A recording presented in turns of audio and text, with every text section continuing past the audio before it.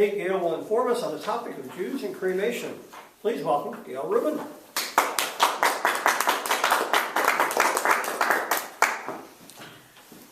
Recently on my Facebook page, a photo of a billboard appeared that said, "Cremation is your last chance to have a smoking hot body." And a lot of people are taking advantage of getting a smoking hot body. 60% of people in New Mexico choose cremation. Now, traditionally, Catholics and Jews bury the body. Why? The body is considered a sacred vessel that holds our soul, our divine spark. In Judaism, we bury sacred objects. When a Torah or a prayer book or a prayer shawl outlives its useful lifetime, we don't burn them, we bury them, actually in a Jewish cemetery. The same goes for our bodies. Our holy vessels should be buried. Now, recently, the Catholic Church and the Reformed branch of Judaism have lightened up on that dictate to bury, and we are allowing more cremated remains to be buried in the Congregation Albert Cemetery. But why this disposition toward burial? Well, number one, if you look in the Bible, all the patriarchs and the matriarchs are buried. Even God Almighty personally buries Moses at the end of Deuteronomy. There is an example in the Bible of one notable Jew who was cremated. King Saul, in the book of Samuel, is in battle with the Philistines. Or is it the Philistines? Steens. Let's say Steens.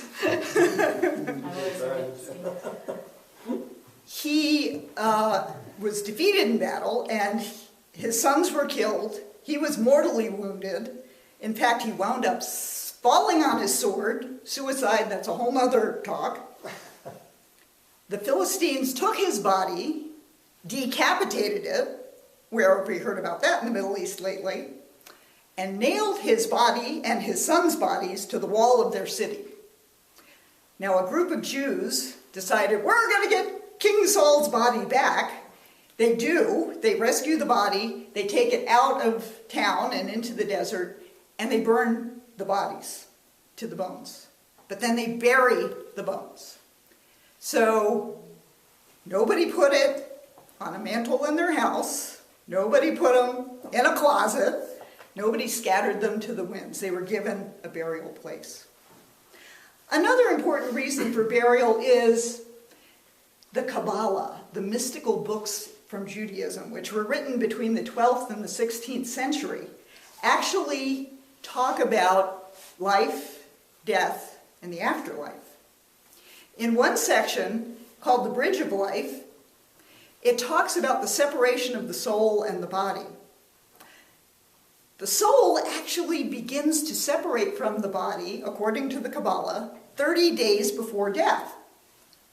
Wow, if we knew that, we could make some money on that, I'll bet. 3 days before death, there's a further separation of the soul and the body. And then at the moment of death, the last breath, the exhalation, the expiration, the soul leaves the body, but it doesn't go away. It hangs around the body for at least 3 days during the time that the body is prepared for burial. And once it's buried, the soul will go visit the grave and go back and forth between the grave and where it used to live, which is now the house of mourning, for about 7 days. And then after about 30 days, it starts to get the idea that, okay, it needs to move on up to heaven. And yet, it still will return. Within a year's time, it's up in heaven, but will make a periodic return to its body. And if you have cremated the body and dispersed those remains, the soul has no body to go visit. It gets confused, it gets upset.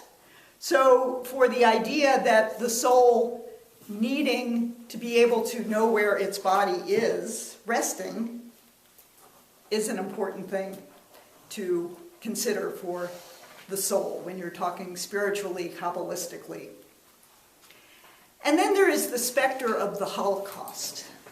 In World War II, Adolf Hitler murdered 6 million Jews by firing squad, by work in concentration camps, by gas chamber, and many of those bodies were burned en masse.